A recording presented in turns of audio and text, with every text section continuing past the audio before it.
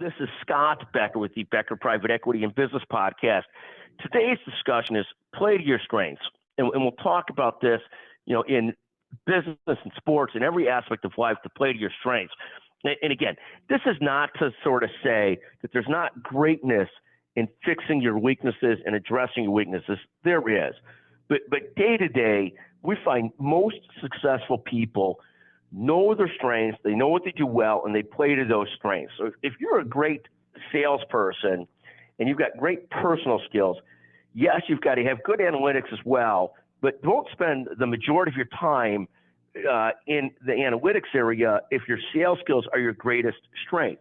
And really, it goes with all types of things. The more that people know their strengths, they know what they're good at, the more they double down on those, the more they tend to be hyper successful.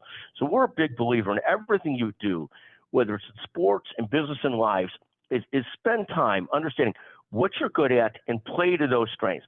The best leaders know what they're good at and they do it. The people that are the happiest in their own performance, it's often the same thing. They know what they're good at, they know what they like to do, and they double down on it, they triple down on it, they quadruple down on it. And again, it's not that there's not great satisfaction in fixing some of your weaknesses, but if you want to be highly successful, we're a big fan of knowing yourself, knowing your strengths, and directing a huge percentage of your energy towards your strengths.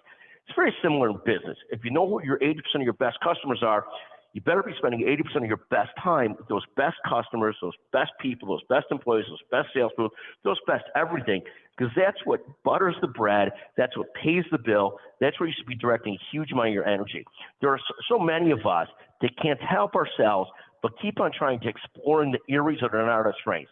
And that's fine, as long as you have the discipline to spend the huge majority of your time doubling down on your strengths and doing things that you could do well.